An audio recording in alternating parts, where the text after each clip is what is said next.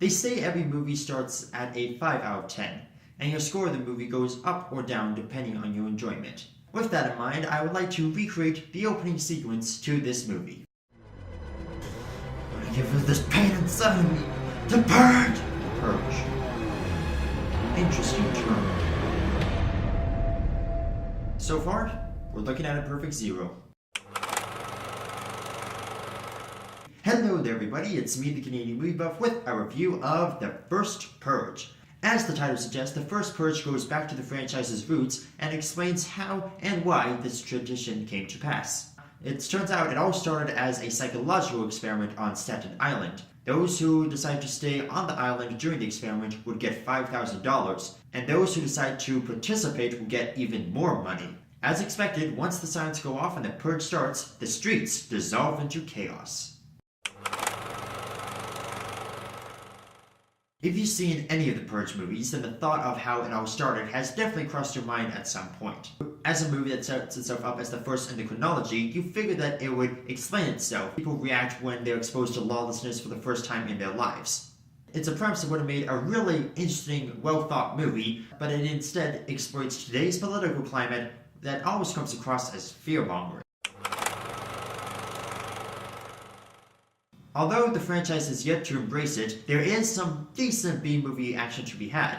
It's violent, absurd, and at times, a nice distraction for all the movie's shortcomings. The lead characters are interesting in that they represent the 3 different types of people that the Purge creates. You have the activist, who wants to shut the Purge down, representing all those who oppose the Purge, who thinks it's a terrible idea, and that people will exploit the event for malevolent gains. You have her brother, who wants to earn more money for himself, and also use this as an opportunity to get revenge. And finally, you have the Kingpin, the guy who's neutral to the whole thing. Doesn't participate, is not trying to shut it down, he's just wanting to stay in, stay out of trouble, and let everybody else have their fun. Although I wouldn't call them memorable characters, and their performances aren't what I call outstanding, the movie does give us enough reason to root for them and hope that they make it through the night. Now I'm going to talk about something that's so very much fun to talk about when it comes to movies: politics. Unless it's a political documentary, I try to leave that stuff out of my reviews and not let it affect it at all. But the movie is so in your face about it that it's kind of hard to ignore. Like I mentioned earlier, the most logical progression would be to show what happens when people are exposed to lawlessness for the first time. Keep in mind, kills are broadcasted all over the news when they happen. So when people see that and realize, oh, we can actually get away with this, does everybody go nuts right away, or is it a slow build-up? It's a question of, do you submit to the madness, or do you not let the night change you? But according to the movie, this is how the Purge became a success. You ready? The new founding fathers are a far-right authoritarian government, and they send in the KKK and Russian mercenaries to wipe out low-income people of color. Yeah, I know, subtle, right? Putting that aside, politics aside, everything else about the movie is horrible. There's this one scene that shows ladies pushing a shopping cart full of stuffed animals, and that later revealed to have bombs inside, and it's just a bunch of weird slow-motion crossfades between close-ups and wide shots, while set to haunting music, I guess? It is just one of the many examples of bad editing and cinematography in this movie. This is one of those movies where they think shaking the camera makes the action more exciting. It doesn't, it just hurts our eyes and makes the movie obnoxiously hard to watch. Not to mention the CGI is laughable. There's one scene where the bad guys are attacking a chop shop, and the Kingpin and his gang show up, throw smoke grenades, and start slicing up people's necks. And the CGI blood is obviously fake, like Sylvester Stallone killing Eric Roberts at the end of The Expendables, fake.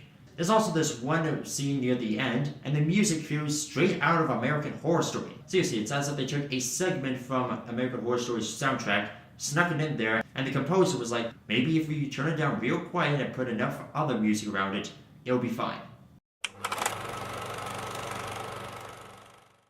The first Purge should have explained pretty much the whole lore of the Purge franchise. Instead, it adds a dash of fear-mongering and makes it a completely unwatchable mess. Even without the political bias, this movie is atrocious. The cinematography is awful, the editing is all over the place, the action is barely good enough to be considered a positive, and it also recycles the same story of the last 2 movies. You have characters who are outside on Purge night and they don't want to be there, but they have to interact with mass psychopaths because we need trailer footage.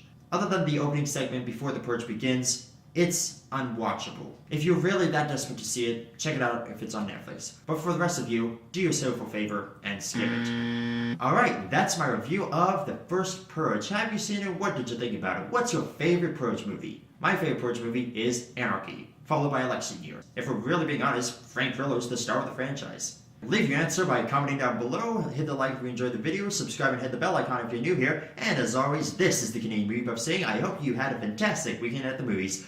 See ya!